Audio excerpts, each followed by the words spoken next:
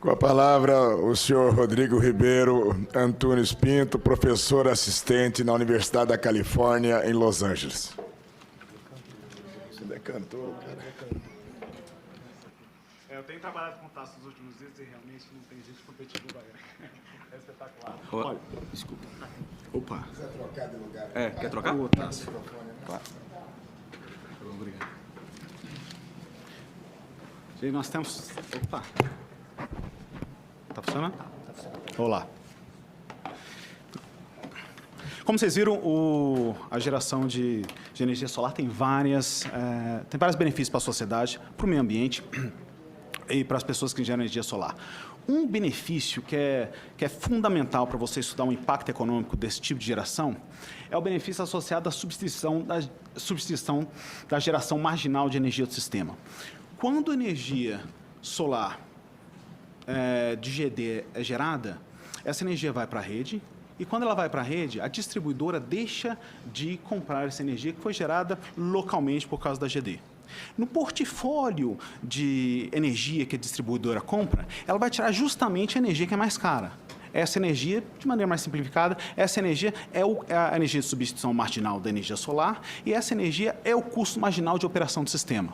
Essa energia, no caso do Brasil, é dada pelas termoelétricas. Essas termoelétricas são extremamente caras, são extremamente poluidoras e essas termoelétricas, em particular no Brasil, muitas delas usam gás, esse gás é importado da Bolívia. Então, no caso da geração solar brasileira, o que nós realmente estamos fazendo, nós estamos trocando o gás importado da Bolívia pelos raios de sol aqui do Brasil. Agora, o Brasil, na verdade, seria um país ideal para ser o campeão aí da geração solar, porque não só a gente tem a terceira maior irradiação solar do mundo, mas a gente tem um parque hídrico que gera 60% da energia do Brasil proveniente das hidrelétricas. Isso é realmente muito interessante, porque a gente tem essas grandes baterias naturais, que são os reservatórios hidráulicos do país. No entanto, apesar de todos esses benefícios da energia solar do Brasil, a gente tem que a ANEEL está, juntamente com as distribuidoras de energia, estão sugerindo esse imposto de 62% sobre as trocas energéticas entre pessoas que geram energia solar de forma distribuída e a rede energética do país. E a ideia que está por trás desse imposto é uma resolução da ANEEL que acredita que o desenvolvimento da geração solar distribuída no Brasil já atingiu o seu pleno estágio e agora estão na segunda etapa do processo, que é realmente começar a tributar esse tipo de geração de energia. Eu concordo com a ANEEL no seguinte sentido, que a geração de energia solar distribuída em uma matriz energética do país, ela é muito eficaz e benéfica, tanto em termos econômicos quanto em termos ambientais e sociais para a nação, até certo limite. A partir desse limite, aí você realmente tem que taxá-la, porque ela inclui muito mais custos para a sociedade do que benefícios para a sociedade. Mas vamos entender o que significa pleno desenvolvimento da geração distribuída no Brasil. Atualmente, o brasileiro teve 7 anos para começar a investir em geração distribuída de energia. A resolução da ANEEL de 2012 permitiu que os brasileiros botassem painéis solares na sua casa e durante esses 7 anos, o que aconteceu foi que 2 residências em cada 1.000 unidades consumidoras têm painéis solares. Ou seja, na verdade, o potencial solar do Brasil está muito, muito aquém do seu pleno desenvolvimento. Agora, o que a ANEEL está propondo é já começar uma taxação no processo de net metering, que é o processo de trocas energéticas, que geralmente é imposta a países cuja penetração solar é coisa de 20, 25 vezes maior do que existe no Brasil. O que, para mim, para muitas pessoas do setor, faz muito pouco sentido. Vamos tentar usar um exemplo, e eu estou usando o exemplo do estado onde eu moro, que é o exemplo da Califórnia, como outros também já usaram. Então, a Califórnia tem 40 milhões de habitantes. A geração de energia da Califórnia é coisa de 80 gigawatts. Na Califórnia, a gente tem 13% de geração da energia, da matriz energética, vem da energia solar. Agora, vamos ver o Brasil. O Brasil tem 210 milhões de habitantes. Tem uma geração muito maior de energia, que é de 157 gigawatts. Apenas 0,6% desse potencial vem da geração solar de energia.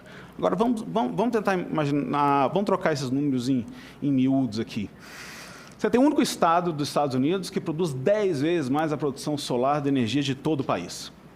Se a gente imaginar na capacidade de instalação solar per capita, a Califórnia tem 60 vezes mais painéis solares por habitantes que o Brasil. A gente não está falando de 10, 20, 30% a mais, a gente está falando de 60 vezes. Agora, imaginemos que seja realmente correto, que o investimento em energia solar seja extremamente deletério e maléfico para a sociedade. Então, a Califórnia deveria estar desesperada para acabar com esse investimento solar. E justamente o contrário ocorre. Se você é um morador hoje de Los Angeles, a maior cidade da Califórnia, e você quer botar um painel solar, você tem 3 grandes benefícios. Primeiro, o Estado vai lá e subsidia 30% do painel solar que vai ser instalado na sua casa. Segundo, você tem o direito do net metering, ou seja, você vai trocar a sua energia com a rede no caso de 1 para 1. Terceiro, e eu acredito o benefício mais importante, você tem garantido que você vai usar essa troca de 1 para 1 por 20 anos. Mais ainda, a partir de 2020, ano que vem, todas as residências novas na Califórnia vão ter que usar painel solar obrigatoriamente, isso é mandatório para cada uma das residências. Isso é o que ocorre em Los Angeles. Se você for em San Diego, por exemplo, as condições são um pouco diferentes. San Diego realmente já está taxando quem usa energia solar. E a taxação você paga $10 por mês, mais uma tarifa, que é 1/5 da tarifa que a ANEEL está sugerindo para os brasileiros. No mais, a taxa de penetração em San Diego do painel solar é coisa de 20 vezes a taxa de penetração que a gente existe no Brasil. Então, tem uma coisa realmente muito, muito esquisita acontecendo aí. Das duas, uma. Ou as distribuidoras de energia solar do Brasil estão realmente equivocadas, ou elas sabem alguma coisa que é realmente espetacular, que o resto do mundo tem que saber, que eles estão fazendo algo errado. Tá bom. Agora, você tem esse grande debate sobre subsídio. Eu acho que o debate devia ser acabado logo, porque a própria ANEEL realmente falou que a parte de trocas energéticas não envolve subsídio. O que está acontecendo é realmente uma troca energética. Nessa troca energética, você tem que... Famílias trocam o excedente energético diurno, que geralmente é mais caro, pelo excedente por energia durante a noite, que é mais barato, e o consumidor brasileiro paga 22% da fatura para usar esse tipo de serviço. Eu vou começar a chamar a novo propósito como imposto, porque realmente caracteriza o imposto sobre operações energéticas entre o consumidor e a rede. Beleza. Agora, um dos cálculos que justifica a cobrança desse tal imposto é o cálculo do Ministério da Economia. E muita gente já falou aqui do cálculo do Ministério da Economia, eu só vou dar uma ideia intuitiva do que acontece lá. Ele analisa 2 tipos de cenário. Um cenário, você tem o cenário que acontece hoje, em que realmente os produtores produzem energias e trocam com a rede. O segundo cenário, eles utilizam um cenário em que toda essa produção de GD é substituída por produção solar centralizada. A produção solar centralizada é uma usina, ela realmente tem, o custo de produção dela é menor que o custo de produção da GD. Mas a grande questão é, faz sentido você pegar e trocar produção GD por produção solar centralizada? Vou tentar pegar e dar uma analogia de cálculo. Imagina você ter um agricultor, e o agricultor está realmente cansado de pagar a taxa de energia cara provida de termoelétricas e resolve usar o riacho que tem na casa dele e botar uma central hidrelétrica, certo? O argumento da proposta do Ministério da Economia é que, porque o custo de produção elétrica em Itaipu é muito inferior que o custo de produção elétrica que você está usando no seu riacho da sua casa, então, para o bem geral da sociedade, você deve parar de fazer essa pequena usina hidrelétrica e continuar pagando tarifa cara gerada por termoelétricas. A questão é a seguinte, não é para você comparar a sistema de geração de produção solar de GD com o custo de GD. É sempre para você comparar o custo dessa produção com o custo de produção marginal, que é o custo de produção mais caro. Sempre que existir 2 tipos de produção de energia, em que uma produção de energia é mais barata que o outro, é sempre possível você ter um ganho econômico quando você pega e substitui um pelo outro. No caso da GD, quando a penetração da GD começar a ficar realmente muito grande, o que acontece? Todas as termoelétricas que são mais custosas vão sair do mercado e, nisso, o custo marginal vai realmente diminuir e a GD não vai ficar tão vantajosa como é hoje em dia. Agora, se você simplesmente mudar esse pequeno detalhe do custo marginal no cálculo, o cálculo passa de 23 bilhões negativo para 1 bilhão positivo, e aí a GD tem ganhos para a sociedade. O cálculo da ANEEL também tem outros detalhes, e a parte mais interessante é que no payback, se você utilizar a taxa de juros do mercado em vez da taxa de poupança, você aumenta o payback de 7 para 22 anos, que deixa a possibilidade de investir em painel solar totalmente economicamente inviável. Tudo bem.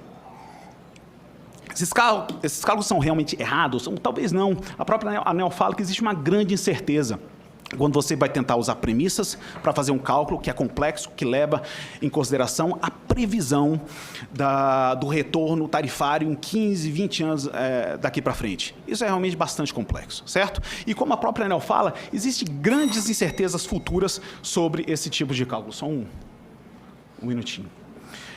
O cálculo é realmente incerto. Existe uma outra característica do mercado atual da GD. O impacto da GD no mercado elétrico atualmente é mínimo. A população cresce em torno de 0,8%, o crescimento do PIB é em torno de 1,1%, dados do ano passado. O crescimento do consumo elétrico é imenso, é coisa de 5%. O crescimento do número de consumidores é muito maior que o crescimento da população, coisa de 3,4%. Agora, se você usar só o Procel, por exemplo, ano passado, você teve uma redução da demanda das distribuidoras de torno de 13%.